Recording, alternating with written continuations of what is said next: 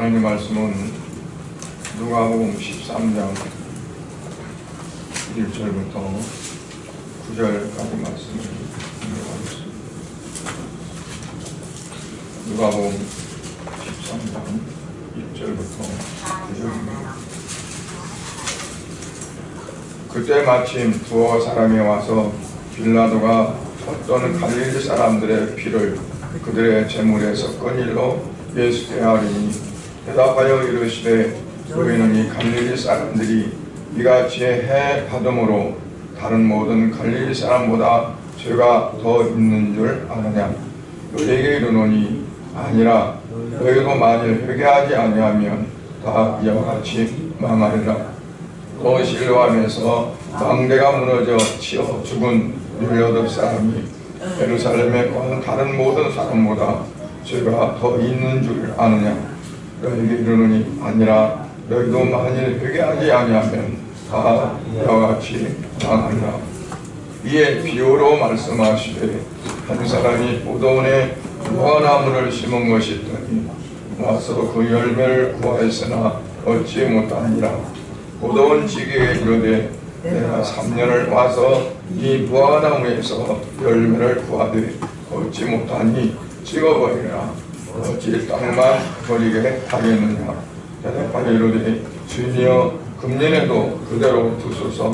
내가 두루 바로 걸음을 드리니 이후에 만일 열매가 열면 좋거니와 그렇지 않으면 찍어 버리소서 하였다 하시니라. 하나님 아버지 감사드립니다. 이 시간에 누가복음 13장에 있는 말씀을 읽고 이 시간 말씀을 나누면서 하나님께서 우리를 향하신 그 뜻이 무엇인지 저희들을 분별하며 그 뜻 가운데 살아가기를 원합니다.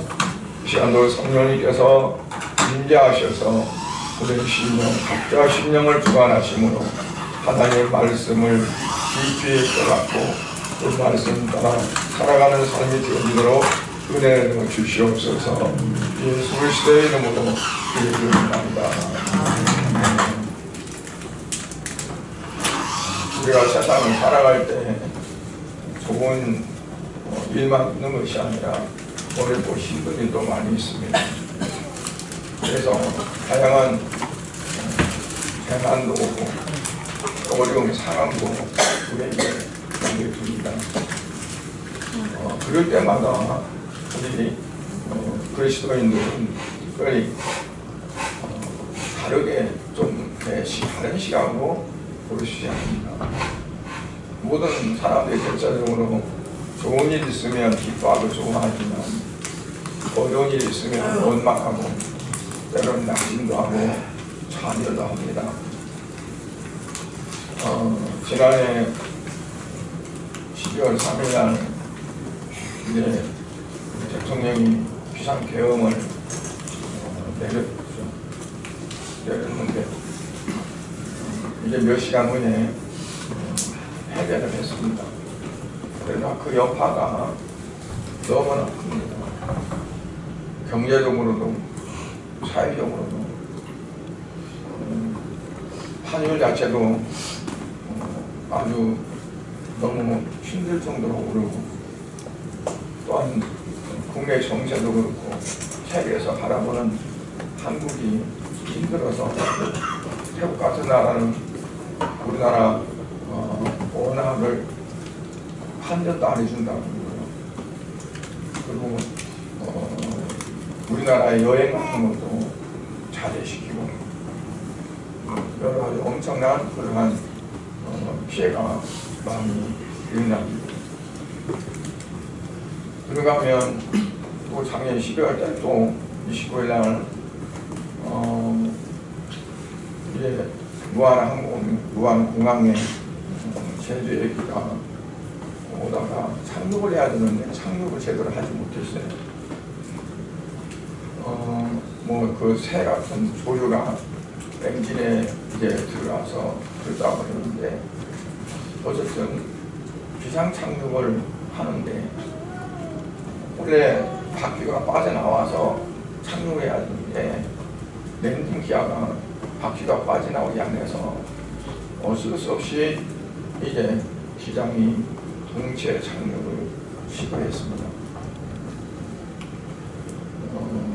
이제 세계적으로 보면 가끔 동체 착륙을 하는 경우가 있는데 그래도 좀 부상 당한 사람도 있고 몇 사람 어려움을 당하지만 그렇게 큰 사고는 안 났는데 지난번에는 181명이 탑승됐는데 겨우 2명이 생존하고 179명이 다 사망한 그런 사건이 발생한 거 우리 다 알잖아요.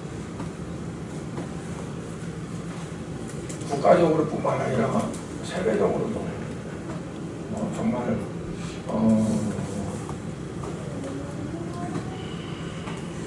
많은 그러한 생각을 하게 되고 또 슬퍼하게 되고 하는 그러한 사건이라고 합니다.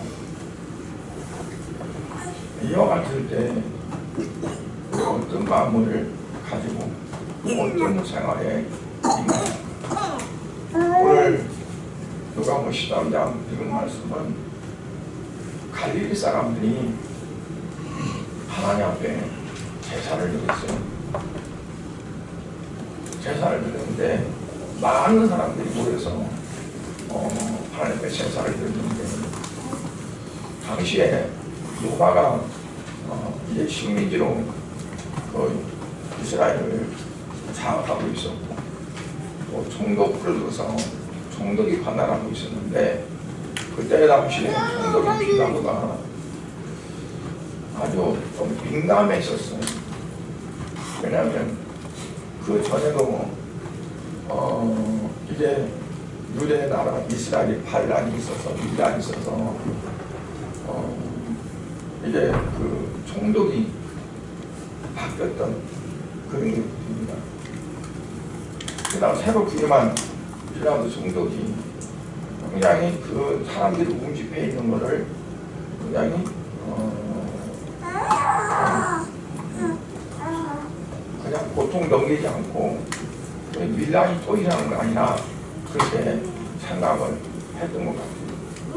그래서 갈릴리 사람들을 하나님 앞에 쌓아주는 사람들 다 죽여버렸어요. 그래서 그들의 피가 그들이 드리는 제물에 그 피가 섞어질 정도로 놓쳤다. 이거를 가지고 예수님 때 어떤 사례가 와서 묻는 겁니다.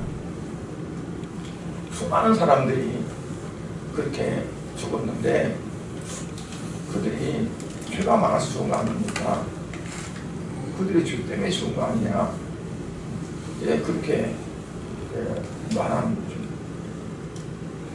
그때 예수님께서 2절에 말씀하기를 다른 모든 사는 갈릴리 사람들보다 죄가 더 있는 줄 아느냐? 그러니까 죽지 않은 사람들, 살아있는 사람들은 죽은 그 사람들보다 죄가 덜 있고 죽은 사람들은 죄가 더 있어서 죽은 줄 아느냐 하는 그러한 말씀입니다.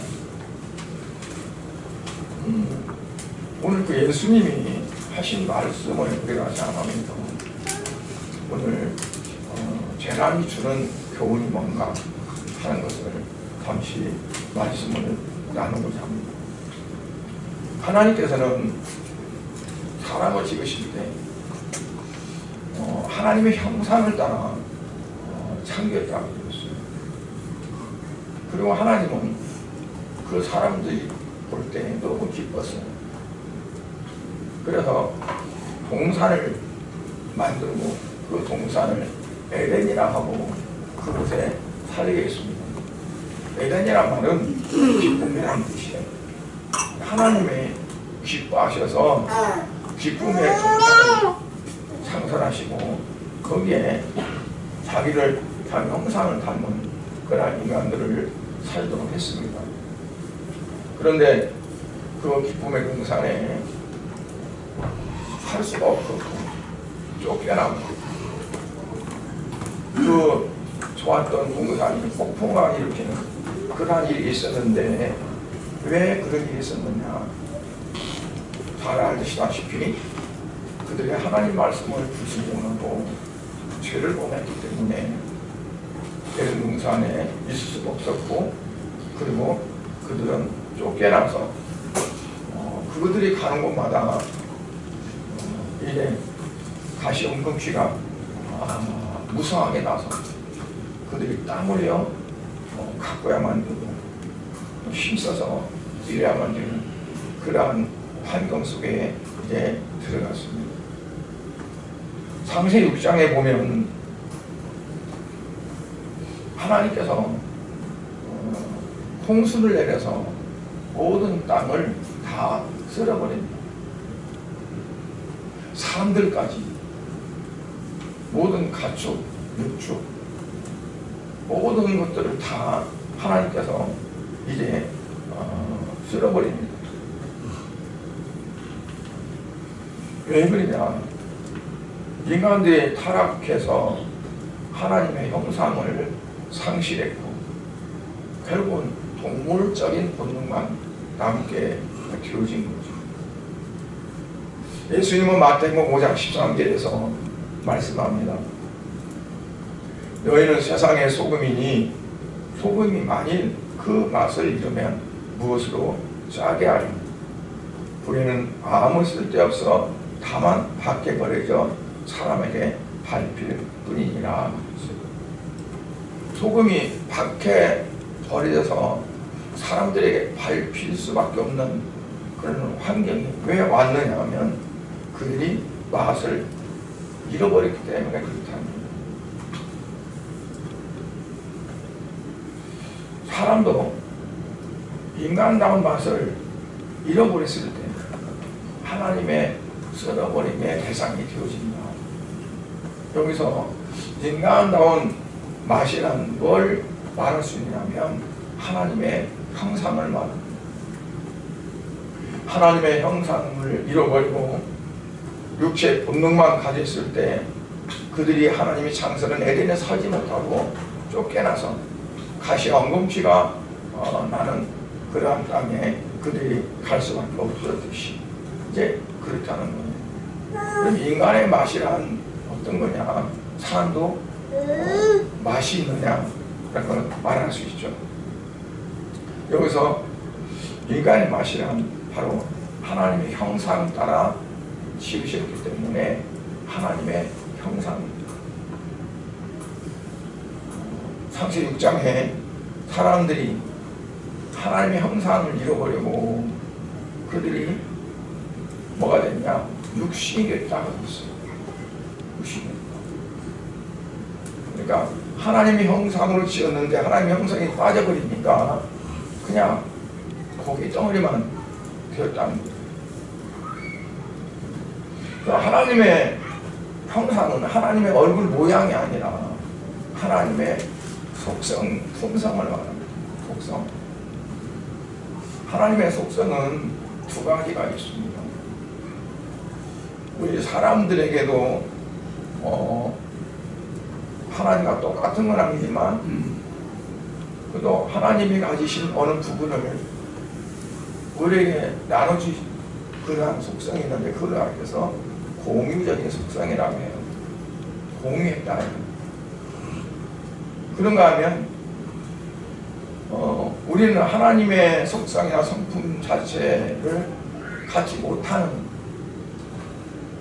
한계성이 있는 그런 것이 있는데 그건 바로 하나님만 가지고 계신 공유적인 비공유적인 속성입니다. 하나님만 갖고 여기서 공유적인 속성이라고 할 때는 거룩함이나 또 사랑하는 거나 진실함이나 또 의로움이나 자비, 긍휼, 은혜, 선하심 우리가 이제 느끼고 또 베풀고 이제 할 수 있는 어떤 그러한 것들을 하나님 우리에게 주신 겁니다. 여러분 맛있는 음식을 차려서 먹으면 어떻습니까? 좋죠. 기쁘고 즐겁고 입도 즐겁고 마음도 즐겁고. 근데 만약 맛이 없으면 어때요? 쓰고 짜고 그러면 기쁘지 않잖아요. 그냥 입에 넣었다가도 내놓을 수밖에 없잖아요. 그러니까 하나님께서도 우리 사람들이 하나님의 형상을 따른 그러한 맛이 있는 것이 아니라 그 맛을 잃어버리고 죄로 인해서 쓰고 짜고 한 그러한 맛이 우리에게 있다면 하나님께서 기뻐하시지 않고 하나님께서 보실 때 우리를 이렇게 받아들일 수 있는 그러한 것이 못 된다는 거예요. 창세기 1장 3절의 말씀에 우리가 좀 귀를 크게 해야 될 것 같습니다. 여호와께서 이르시되 나의 영이 영원히 사람과 함께 하지 아니하리니 이는 그들이 육신이 됩니다. 하나님께서 말씀하시기를 나의 영이 영원히 사람과 함께 있지 않겠다. 왜냐하면 그들이 육신이 되어버렸다. 육신이 됐다는 것은 뭐냐면 하나님이 우리에게 창조하실 때 흙으로 만드시고 그 코에 바람을 호흡을 넣으셨습니다. 그래서 우리가 생영이 됐다. 살아있는 영. 그런데 죄를 지음으로 인해서 그 영이 죽었습니다. 창세기 입장에서 바로 이제 그 말씀을 말씀하는 거예요. 근데 하나님이 쓸어버릴 수밖에 없다는 거죠. 그걸 가지고 육체가 되었다는 표현을 한 겁니다. 그러니까 하나님이 주신 영이 그 안에 있으면 뭐냐면 하나님이 보시기에 합당하고 하나님이 같이 할 수 있는 그러한 영혼을 가진 그런 사람이 되어지는데 그렇지 않고 영이 죽었다 그건 육체만 남았다. 그 말은 뭐냐면 육체의 본능적인 속성만 있다는 얘기입니다.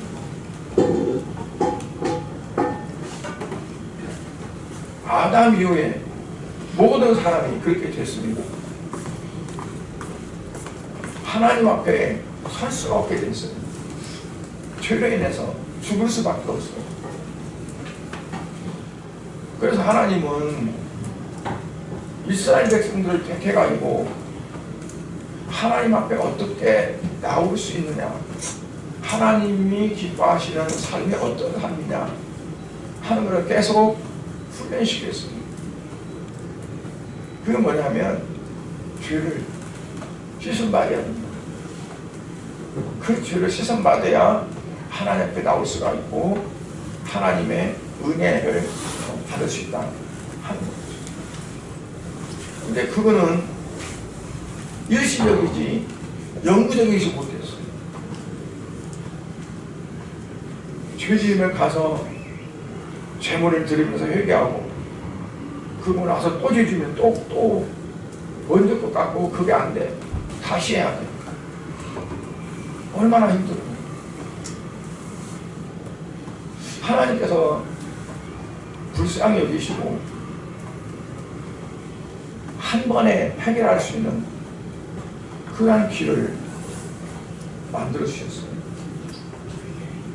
그게 바로 하나님이신 삼위 하나님이신 예수님이 이 땅에 사람의 몸을 입고 우리의 형체, 더러운 육체 형체를 입으시고 고생하시고 우리를 위해서 십자가에 죽으시고 피를 흘려서 그 피로 우리의 모든 죄를 다 덮어버리고 씻으신 그 하나님의 구속의 은총으로 우리가 이제 하나님 앞에 나올 수 있는 육세가 된 육신이 된 육신의 중심으로만 살았던 그 삶이 이제는 거듭나고 영으로 새롭게 태어나서 이제는 하나님을 아버지라고 부르고 하나님 앞에 나아갈 수 있는 그러한 담대한 믿음을 우리에게 주셨습니다. 이게 하나님이 우리에게 얼마나 사랑하는가 그 사랑을 보여주신 거죠. 요한복음 3장 16절에서 하나님 우리를 사랑하는 사랑의 극치가 다른 걸로 표현하지 않고 그 아들을 우리에게 보내셔서 그를 믿는 자마다 멸망하지 않고 심판받지 않고 구원을 받는다는 그것으로 하나로 이렇게 말씀해 주셨습니다. 즉 다시 말하면 인간들이 비극의 비참한 가운데 있는 것은 하나님을 반역한 죄 때문이다 하는 거죠. 그 죄를 짓고 죄를 벗어나지 않으면 그 어느 누구도 예외가 없이 심판받을 수밖에 없다는 것을 전제하고 말씀을 하십니다. 잠언 29장 18절에 보면 그렇습니다. 묵시가 없으면 백성이 방자에 행하거니와 율법을 지키는 자는 복이 있느니라 하고 있습니다. 묵시가 없으면 백성이 방자에 행한다. 여기서 묵시는 뭘 말하냐면 선지자를 통해서 계시된 말씀을 말합니다. 오늘날에는 하나님 말씀, 특별히 계신 하나님 말씀을 통해서 우리에게 말씀하시고 또 주의 종들을 통해서 말씀하시고 성경을 읽고 깨닫고 말씀을 듣고 깨닫고 하는 그렇게 이게 깨닫고 들은 그 말씀이 바로 묵시라라고 이렇게 말할 수 있습니다. 그래서 그러한 사람들은 그냥 복이 있다 하는 거예요. 그런데 그렇지 못한 사람들은 어떠냐면 방자에 행한다고 했습니다. 방자하다는 말은 어떤 뜻일까? 제멋대로 사는 거죠. 어떤 제한이 없고 그냥 아무렇게나 살아갑니다. 왜냐하면 말씀에 토대가 없으니까 그 말씀 따라 살지를 못하는 거잖아요. 그러니까 하나님 말씀을 따라 살지 못하는 모든 삶이 방자한 삶이다. 그러니까 하나님께서 우리에게 말씀을 주시고 그 말씀대로 살기를 원하시는데 말씀을 받지 못한 사람들은 말씀이 없으니까 어때요? 자기 생각대로 육신적인 어떤 욕망대로 생각나는 대로 살아가는 거예요.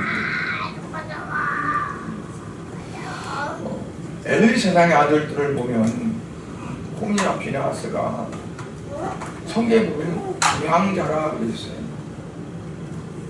부양자. 그 반대는 뭐냐면 선량하다는 거겠죠. 선량하다. 아니면 반대로 부양하다.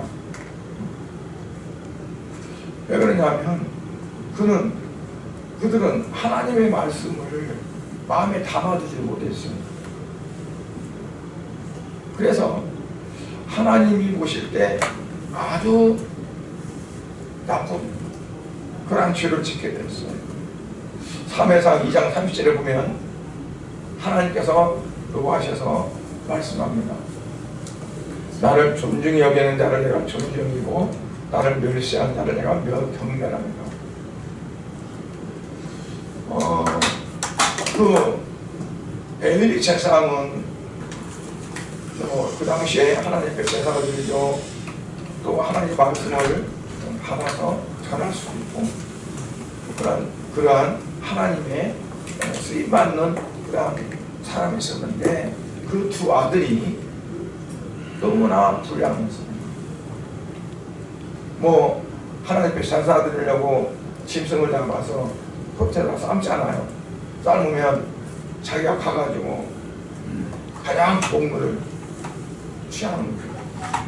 제사 드리기 잡아서 하나님 앞에 번제단에 올리려는 것도 자기가 딱 먼저 가가지고 챙기고 나서 하나님께, 심지어는 이제 성전에 기도하러 온 그런 부녀자들을 이제 성폭행하고, 그래서 그 소문이 이제 엘리사에게 들으잖아요. 제사장이 깐트를 불러가지고, 얘들아, 내가 들으니 너희들이 이러이러한다, 그러지 마라. 그리고 말로만 이제 말했지, 그들을 정말 아주 엄하게 해가지고 그들이 그 잘못을 하지 않도록 하지를 못했어요. 그래서 결국 어린 사무엘에게 하나님 말씀하신 것처럼 블레셋과의 전쟁에서 홈리랑 피나스 두 아들이 가서 싸우다가 그들이 전사하고 하나님 법궤를 가지고 와서 하면 이길 줄 알고 법궤 가지고 왔다가 법궤까지 뺏겨거든요. 그 소식을 들은 엘리사상은 의자에 앉아서 있다가 그냥 놀래가지고 넘어지면서 목이 부러져졌고, 그 며느리는 만삭됐다가 그만 해산하면서 난산으로 죽었어요. 그러니까 완전히 엘리사상의 그 가문이 멸가문이 되어지는 그러한 이제 처지가 됐던 것을 봅니다. 그러니까 하나님의 말씀을 묵시를 받지 않는 자, 묵시가 없는 자, 그들은 어떻다고요? 자기들 마음대로 살 수밖에 없다, 반대하고. 그러니까 우리가 하나님의 말씀을 사모하고 하나님 말씀대로 살고자 하는 그 상황을 성경에서는 뭐라고 말씀하냐면, 사슴이 신의 문을 찾아 갈루간 같이. 그러니까 목이 말라서 물을 찾기 위해서 어디가 물이 있을까 찾아다니면, 여기도 웅덩이 있는데 물이 없네, 여기도 웅덩이가 있는데 물이 없네. 그래서 물을 찾아 헤매는 것처럼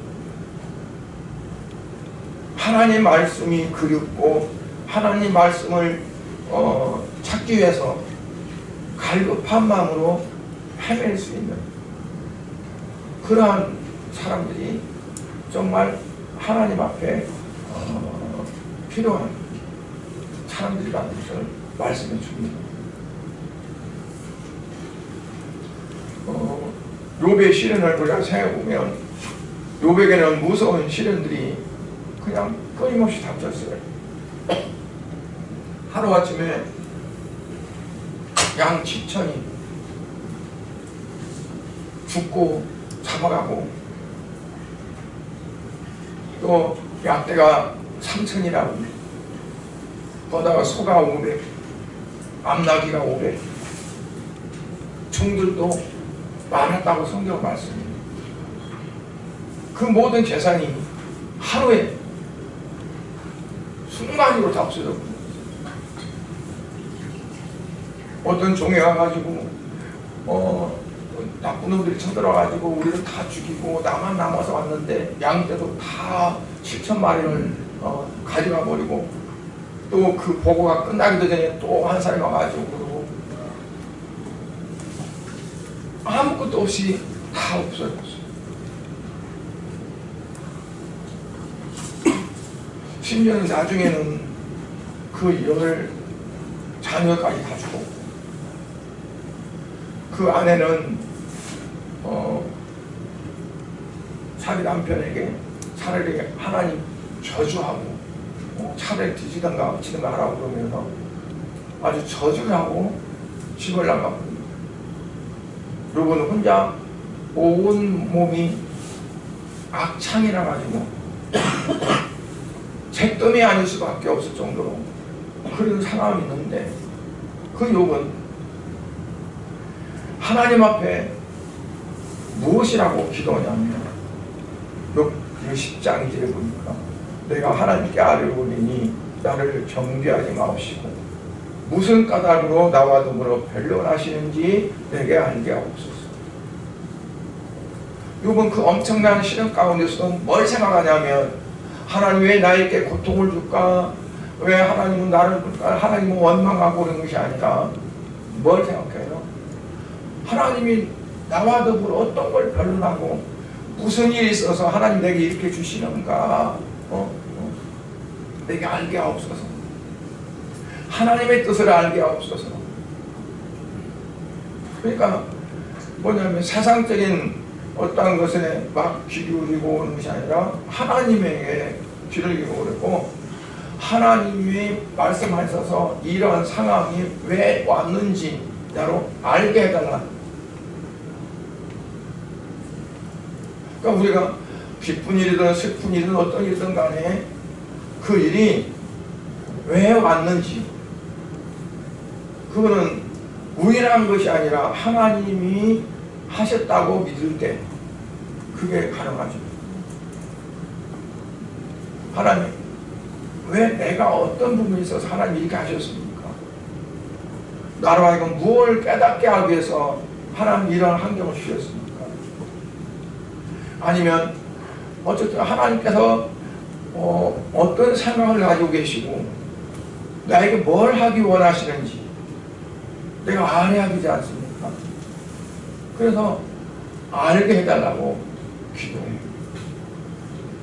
우리가 지난번에 이제 기도를 했더니 처음에 온 사람이 있는데 그래 나한테 기도 제목을 뭔 기도를 했습니까? 그리고 나한테 밤새 잠 안 자고 기도하니까 이건 뭔 기도를 한 거냐 묻더라고. 그래서 좀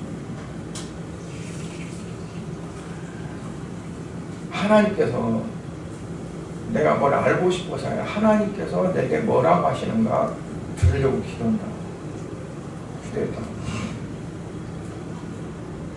하나님께서 내게 뭐라고 말씀하시는가 그거 들으려고 기도합니다. 그러니까 그분이 여러 가지로 이제 얘기했더라고요. 그래서 기도는 내가 어떤 목적을 놓고 이 목적을 이루기 위해서 하는 게 기도 아니다. 하나님께서 뭘 원하시는가를 알아서 그 알아진 대로 하나님 원하시는 대로 내가 살아가려고 그게 바로 기도다. 예수님도 겟세마네 동산에서 하나님의 뜻을 구한 거다. 그랬었어요. 그러니까 여기 욥도 마찬가지입니다.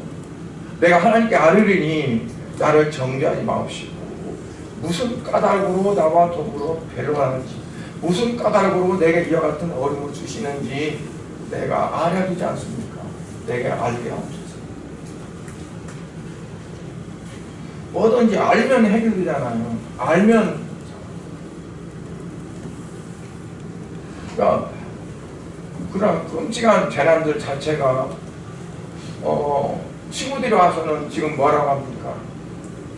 3명의 친구들이 돌아가면서 너가 그래도 잘못한 것이 있으니까 그렇지 네가 이래서 그렇지 그러니까 계속 어떤 그건 인과응보적인 논리 보통 서양적인 논리 인과응보적인 논리로 갖다가 적용시키는 거죠.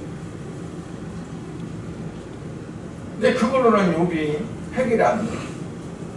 하나님께서 내게 직접 뭐라고 말씀하시는가 내가 알아야 이 문제가 해결돼. 그러니까 우리가 어떤 어려움이 있고 힘든 일이 있고 개인적으로든 가정적으로든 사회적으로든 국가적으로든 어떤 일이 있을 때 왜 이런 일이 생겼느냐 그 부분 하나님 뭐 하시려고 이렇게 하셨을까? 그걸 우리가 구하고 기도하고 해야 된다.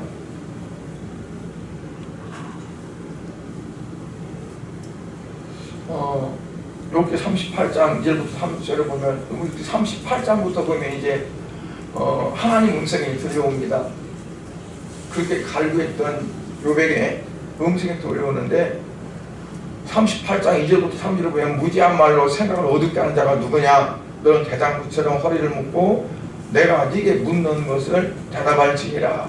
하나님께서 이렇게 묻고 저렇게 묻고 막 물어. 그때 이 욥이 대답할 만한 게 없어요. 변론하자고 했는데 하나님 이랬습니까? 그래요. 이랬습니까? 이렇게 하자고 했는데 하나님이 질문하는 것마다 욥이 대답할 만한 것들이 못 돼.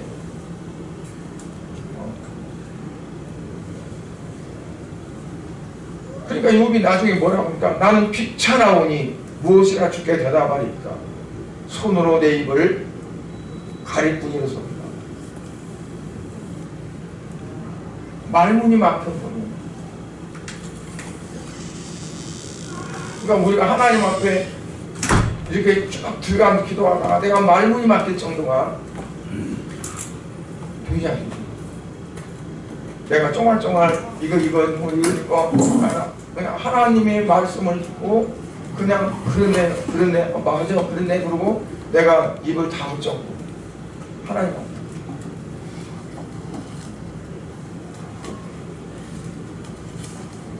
그래서 이제 욥이 회개하기 시작합니다. 42장 5절에 보니까 내가 주께 대하여 귀로 듣기만 하셨더니 이제는 눈으로 주를 배움나이다. 내가 전에는 귀로만 들었는데 이제는 내가 눈으로 주를 배움나이다. 눈으로 본다는 건 하나님을 봤다는 것 아니에요. 하나님께서 책망하신 말씀을 듣고 이제 아주 절실하게 하나님의 뜻을 깨달았다는 거죠. 전에는 깨닫지 못했던 것들이 깨달았어요. 그래서 우리가 엄청나게 깨달으면 눈이 트였다고 하잖아요. 영의 눈이 트인 거예요. 영의 눈. 육의 눈이 아니라 영의 눈이 트여서 하나님이 하시는 그 부분들이 보일 정도로 욥이 됐다는 거죠. 그런 후에 하나님이 욥에게 축복을 하셨어요. 배로 축복하셨어요. 양이 7천 있으면 14,000을 주실 거예요. 약대가 3천 있으니까 6천을 주시고, 소가 500 있으니까 소 1,000을 주고, 암나귀가 500 있으니까 암나귀를 1,000을 주고, 종도도 그만큼 많이 주셨겠죠. 근데 자녀는 똑같이 주셨어요. 자녀가 10명인데 20명 준 건 아니에요.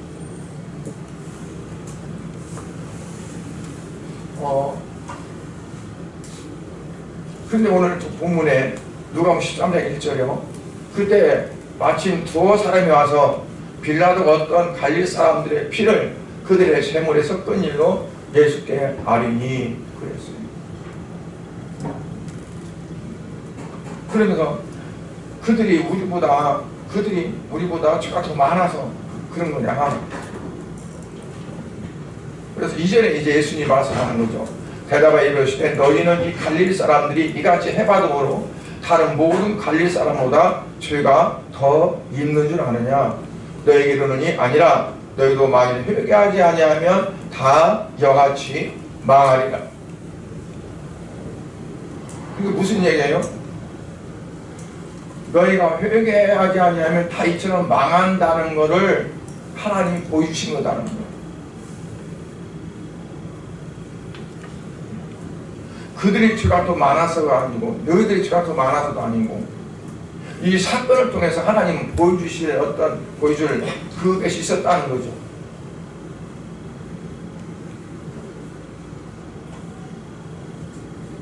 갑자기 어떤 사고가 나고 비행기에 탔던 사람들이 이 비행기가 추락해서 아니 그 동체로 착륙해서 다 죽을 거야 하는 걸 미리 알았을 거예요.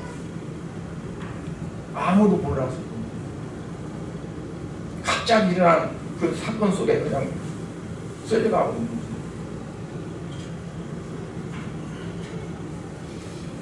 우리도 마찬가지로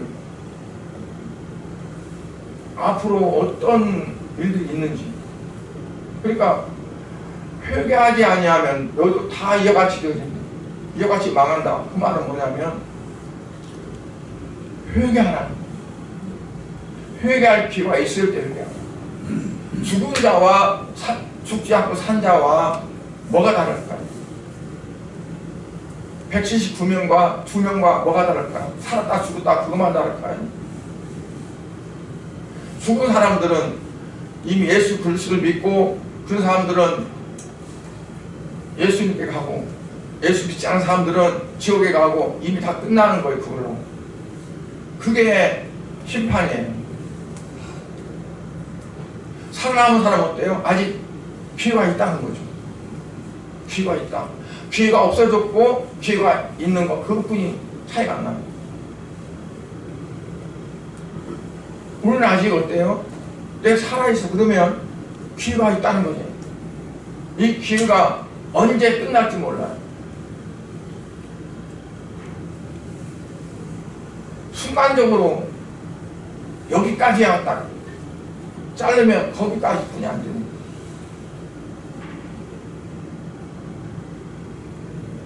그리고 우리는 항상 지금이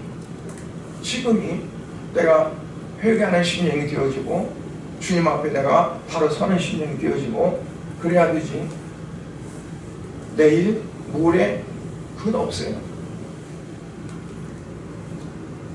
모르는 거예요. 여기서 예수님 하신 말씀은 그거예요. 이 사건이 그들이 죄가 많아서 죽었다 뭐 그 사건이 아니다는 거죠. 누가복음 13장 3절에 보면 너에게 이르노니 아니라는 거죠.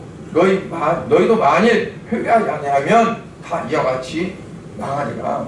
너희가 아직 남아있는 것은 회개하기 위해서 하나님이 주신 기회다는 거죠. 저는 비행기를 많이 타잖아요. 뜰 때, 내릴 때. 그때가 가장 위험해요. 뜰 때하고 내릴 때. 그럼 그때마다 하나님, 내가 그 이제 짧은 시간에 하나님께 기도할 수밖에 없어요. 살려달라가 아니라 회개. 내일 때도 모르겠어요. 그러니까 오늘 이 말씀이 바로 우리 순간순간 주어지는 그런 모든 부분에서 우리가 주님과 계속 교통되어지는 하나님께서 육신이 되어버리니까 하나님은 그들에게 다시 영을 함께하지 아니하겠다 했는데 하나님 영이 함께하지 않으면 어떨까요? 영적인 부분을 알지도 못하고 육신적으로만 살아가는 거다. 또 우리가 이제 예수를 믿고 구원받았으니까 우리가 내 안에 그리스도가 계신다, 영이 계신다 하고 하지만 내가 계속 그 영이 되시고 그리고 주님과 내 영속으로 교통하는 그게 안 이루어지면